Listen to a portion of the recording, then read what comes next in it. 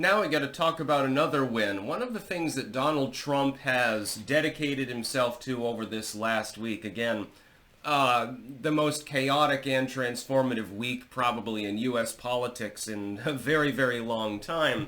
One of the things he's dedicating himself towards is getting rid of, like, the DEI positions. Like the other day, he identified, well, there's like 90,000 people that work for the IRS that aren't really necessary. Maybe I'll send them to the U.S. border. That'd be a significant increase in border safety, although most of those people wouldn't accept the job transfer. They'd have to be, I think, retrained for the position generally. The feeling it's more about the clerical side. Sounds like processing people and stuff like that. Make this process more streamlined and shit like that. But we'll see what happens with that. DEI, diversity, equity, and inclusion, is a communistic concept, along with critical race theory and some of these associated terminologies, usually acronymized.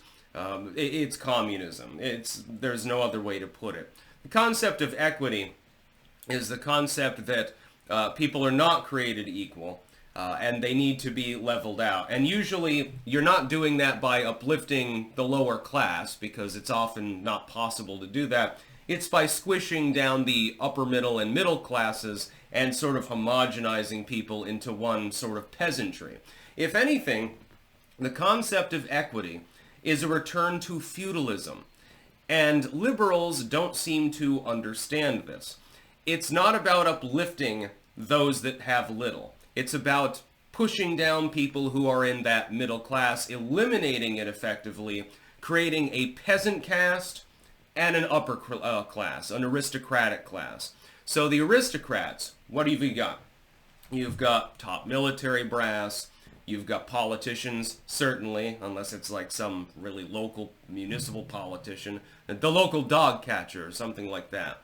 Banksters, corporate heads, and their sort of inner circles, people like that. So the one percenters, effectively. Or I would say they probably extend it further. It's more like the 10 percenters. Everyone else gets compacted down. If you have an inflationary economy, what you've just done is create 90% poverty levels for the American public. DEI is a terrible idea. It's bad on paper, it's bad in practice, it's a bunch of woke bullshit, and leads to the proliferation of the most annoying class of human beings that exist. Bracelet jingling, smarmy HR women, basically. It's a bad idea. Critical race theory adjacent to it and subjugate to DEI in some ways. I would say it's all subjugate to the concept of wokeness, which is, again, communism. Critical race theory is kind of the same. It's basically like, well, this group of people has more, therefore they must be demoted. It's not really about uplifting people who have less. It never has been. That's not the goal. The goal is to create a permanent slave caste in the United States, encompassing about 90% of the population.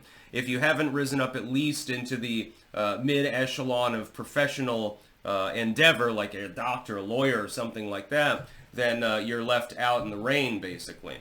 That's the whole point. So it's fun to finally have a chief executive that actually understands this, or appears to understand this, and is going after DEI. Now, some people are saying, well, this is terrible. This means the government's going to discriminate against black people and stuff. My question is this. Why do you have to demote other groups of people instead of attempting to address why a group of people, as an aggregate, again, it doesn't take into consideration individualism at all, but at a bare minimum, can't you look at like the root causes of these problems and not simply blame other groups of random people because of the color of their skin? If anything, we should be judging based on the content of character. Specifically, we should aim this at corporatists and politicians, because they are often the ones that are responsible for the misery of the lower classes. And they ain't all black, by the way.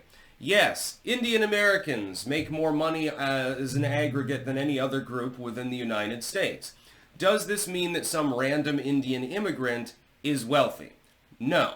Do white people, as an aggregate, make more than black people? Yes. Are there dirt poor, literally barefoot whites living in Appalachia next to a coal mine who are all chronically diseased and surviving on spam. And there are also black doctors and lawyers who have been very successful, make 6 or 7 figures. Yes, it's about individual circumstances, but at a bare minimum, not blaming one group of people over another, unless it's civically related, makes sense. The rich elites, specifically the political elite and the corporate elite, and their adjacents like banksters, they're the ones that are responsible for the fiscal policies, they're responsible for the legal policies. I never planted crack in a black man's car, for example, but maybe the cop that was paid off by the local DA did. This is the way that it works. People who are at the top utilize their power and their wealth to make more power and wealth, authoritarian as it is. People who are in the lower classes being compacted together by so-called equity, that makes absolutely no sense. I believe in equality of possibility, for example, but I don't believe in equality of outcome. If somebody I'll take myself as an example, as I often do. I was born into the lower realm of the working class. My dad was a chef, my mom was a stay-at-home mom. We didn't have a lot of money. So I grew up, if not completely impoverished, we weren't living in the Ritz. Let's put it that way. I have managed to build a successful career through my own ingenuity and through happenstance and through the help of others into something that is, there's more wealth involved. Although, right now I don't want to look at my bank account because of legal expenses and stuff like that. But it's a different kind of lifestyle that the government wasn't there for me. The government didn't do that.